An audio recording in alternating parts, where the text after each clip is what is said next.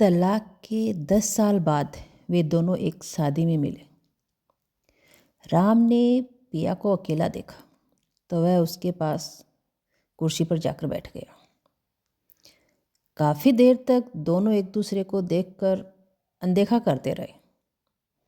दोनों ने 7 वर्ष साथ जो गुजारे थे। झगड़ों के अलावा कुछ मीठी यादें भी दोनों के दिलों में बसी हुई थी। आखिरी राम ने ही बात शुरू की, कैसी हो? पिया अभिमान के साथ बोली, मज़े में हूँ। दूसरी शादी को 9 साल हो गए, 2 बच्चे भी हैं। राम ने गौर से उसका चेहरा देखा।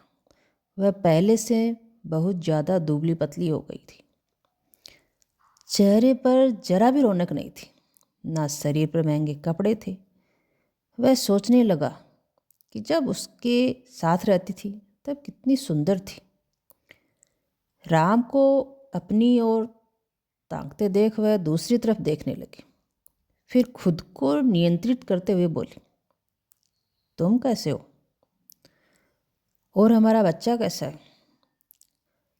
राम भी अकड़ के साथ बोला, मैं भी मज़े में हूँ। दूसरी शादी को 6 वर्ष हो गए, एक बेटी भी है और हमारा बच्चा अब 9वीं कक्षा में हो गया है। मेरी पत्नी भी बहुत अच्छी है, हम दोनों बहुत खुश हैं। यह सुनकर पिया को जलन हुई, मगर उसके चेहरे पर उसने उजागर नहीं होने दिया।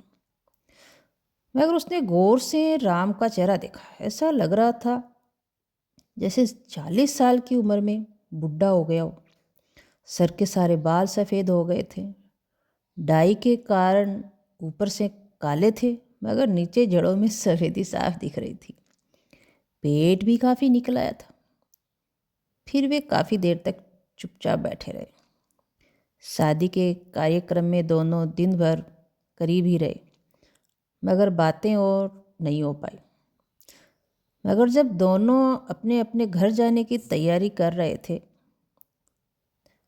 तब राम ने पिया के पास आकर आया और बोला, एक बात कहूँ? पिया बोली, क्या? वह उदास होकर बोला, जिंदगी वही थी जो तेरे साथ गुजारी थी, अब तो दिन काट रहा हूँ। इतना सुनते ही पिया के दिल में खुशी और दुख का मिला जुला गुब्बारा सा फूटा। ऐसे लगा जैसे गले में कुछ फंस गया हो। वह आंसुओं को जबरन रोकते हुए बोली, मैं भी पछता रही हूँ। एक शराबी और गंदा आदमी पल्ले पड़ गया है। रो रो कर दिन काट रही हूँ। राम ने भर आई आंखों का पानी छुपाने के लिए दूसरी तरफ मुँह कर लिया। फिर बोला, हम दोनों मूर्ख थे जो छोटी छोटी बातों को बड़ी बनाकर अलग हो गए। मैं आज तुम्हें इतना ही कहना चाहता हूँ कि तुम बहुत अच्छी हो।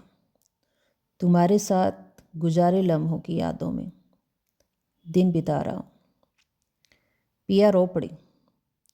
रोते रोते बोली, मैं भी उन्हीं पलों को याद करके जी रही हूँ।